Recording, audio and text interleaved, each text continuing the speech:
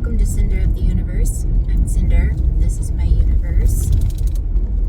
I have additional updates on my health discoveries, but these are not in the same genre, so I wasn't sure how to break up some of the information. Anyway, so on top of discovering Ehlers-Danlos mast cell activation disorder, dysautonomia, orthostatic intolerance, aka POTS-like, and cervical cranial instability. I also discovered that I meet the diagnostic criteria for autism and ADHD, and I was diagnosed with ADHD combined type, so hyperactive and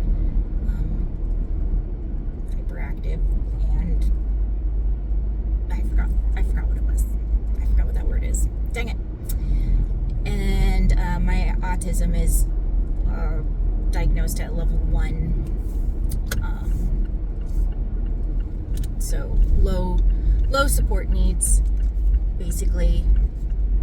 And that's what I've been diagnosed with. I've noticed that as I did more research and, listened to other people's experiences and looked at different symptoms and yada yada, that I also deal with pervasive drive for autonomy or pathological demand avoidance, but I like pervasive drive for autonomy. I feel like that really fits more with what I deal with.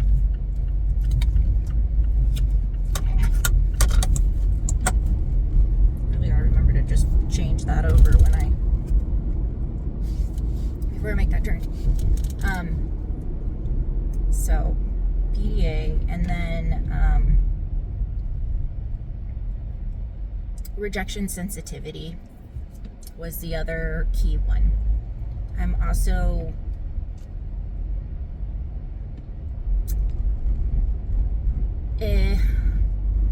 I don't know how to best say this, so please take it in the best way possible, but a certain level of giftedness, and that is a whole nother process to diagnose, and I haven't traveled down that rabbit hole. There's other things that require my attention that are more priority level for my health and sanity than chasing down how gifted I am at one thing or another.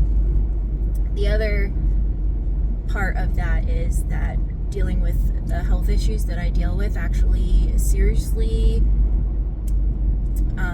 can complicate the mental facilities. So one day I will have trouble speaking well, or finding my words, or finding the right word, and sometimes it just goes out of my head. That might be, everybody loses a word once in a while. Well, when you can't even hold a conversation because you can't string 2 sentences together because you're forgetting silly words, not even big complicated ones like, I know the perfect word for that, but forget key words that everybody should just know.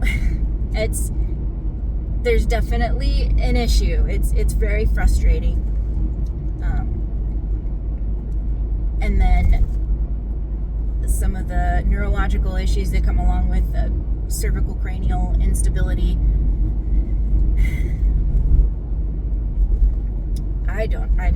That needs to be a long form video. It's a lot. I need to actually script that out if I'm going to talk more about it. But it complicates my ability to function.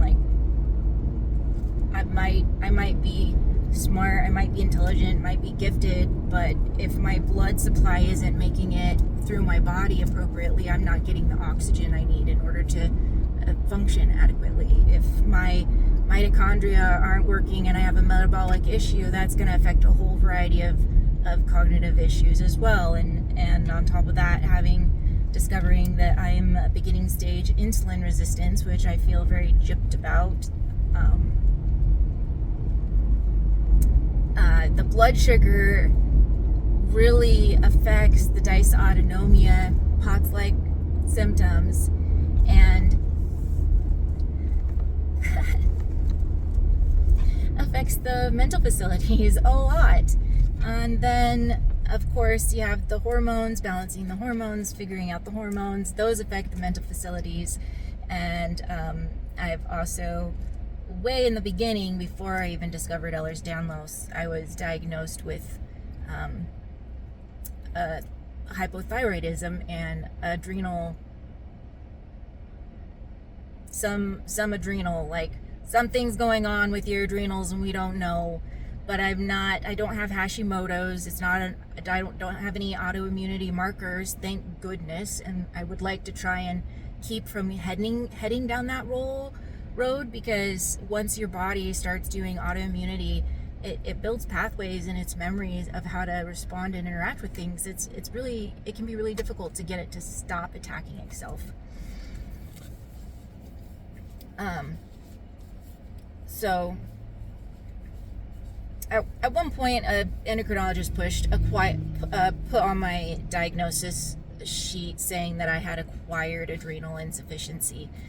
And that was because by the time I had seen that doctor, I had been on hydrocortisone supplementation and it had gotten to a really extreme dose. I felt extreme, and most doctors were like, "Whoa, that's a lot."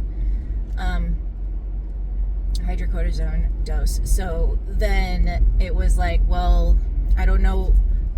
The doctor telling me, I don't know what happened then, but I know now you've been supplementing with hydrocortisone for so long that you just have to have adrenal insufficiency.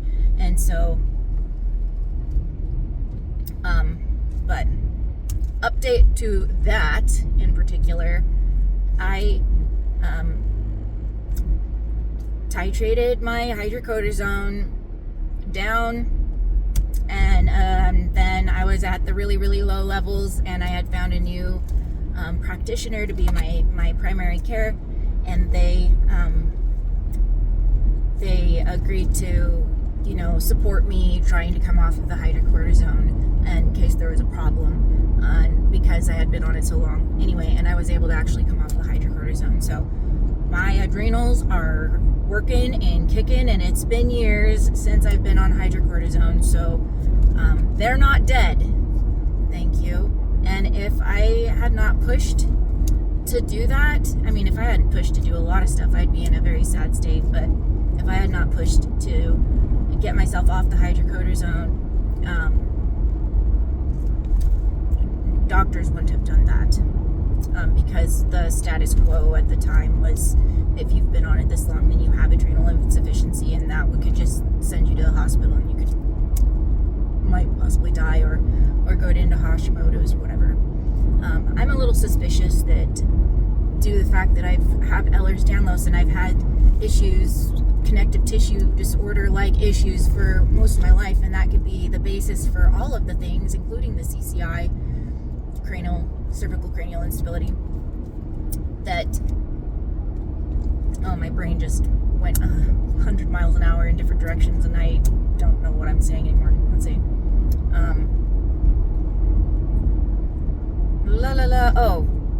Because I've had these issues since birth, that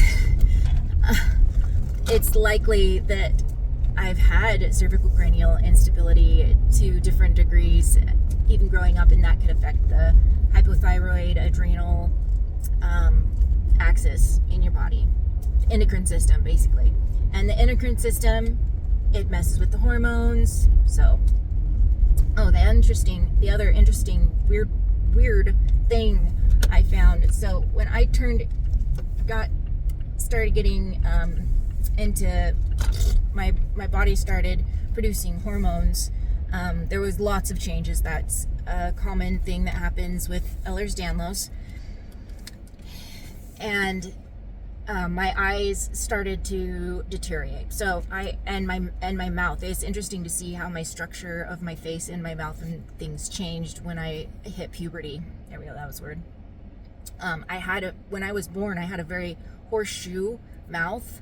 But by the time I was 13, I had developed a very long more, and my palate was really high and raised. And it wasn't like that at birth. So as I was developing that changed. By the time I hit 9, my eyesight started to fail me. And at that time, I had some I didn't want to admit that I was sick or anything was wrong with me or that I was broken in any way. I always wanted to be strong, perfect, wonderful. And so it took a long time for me to actually mention it to the people to my parents, basically. It took a long time for me to mention it. So I didn't actually get glasses till I was 13. And by then I had 2200 vision. And what really kicked it into gear, because I was functioning fine, is I was homeschooled most of my life until about 8th grade. And then until 8th grade, I went into public school system, and it didn't matter too much at first because I always sat at the front row and I could make things out. But when I was given assigned seating, then I wasn't sitting at the front and I couldn't see the board.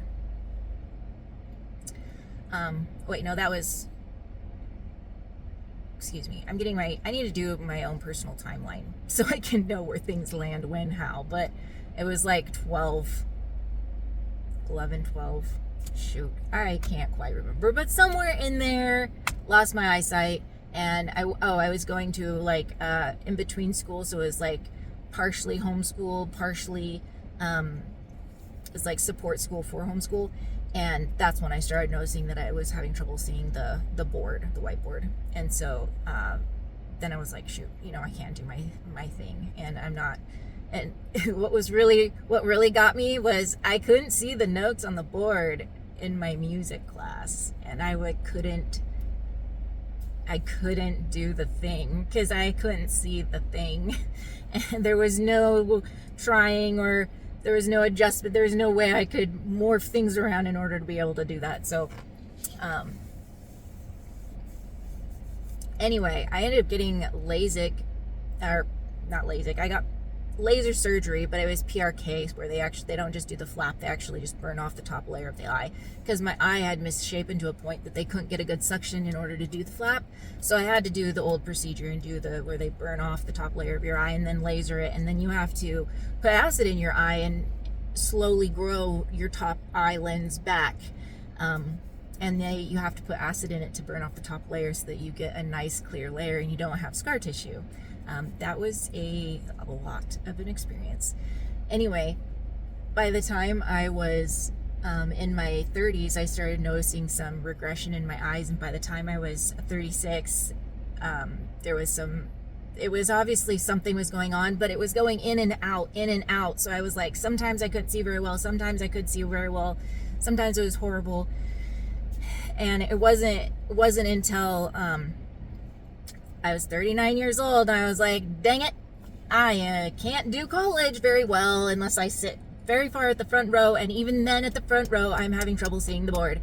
And then it was hard to do even the computer, because I kept moving myself closer and closer to the computer so I could see, but that puts my neck forward, which messes with the cervical instability of my neck, and then I would get really sick, nauseous, headache, all the gnarly symptoms that can come along with that. So I was dang it, okay, I gotta go check out what my eyes are doing. Well, one eye is far and one eye is near, and they were fighting. It's not my my prescription is not super dense. It's very light, I can function, but as I progress through the day and get tired, my eyesight gets worse. So there's nothing to do about that but got glasses. And so I have one near, one far sight eye, which weirded out the optometrist because they're like, that doesn't really happen. That's very rare. That doesn't happen very often. And I'm just like, I told you I have Ehlers-Danlos, blah, blah, blah, blah, blah. Anyway, like, oh. They actually had heard of Ehlers-Danlos before. So they're like, okay, I see what's going on. You know what? We need to check your nearsight too. And lo and behold, when things get up close and my eyes get tired, they just kind of want to drift away. It's like the muscle is not quite strong enough, the connective tissue is not strong enough to hold them into a focus. So I have to have, baby progressive lenses basically in order to be able to accommodate for that. I'm hoping that has to do with my CCI, and I can strengthen my neck and keep doing what I'm doing and hopefully improve, and then my eyesight will come back. I hope. Anyway, so those are the added things. Was the ADHD journey, which has been pretty interesting. Okay, that's all for now. Okay, thanks, bye.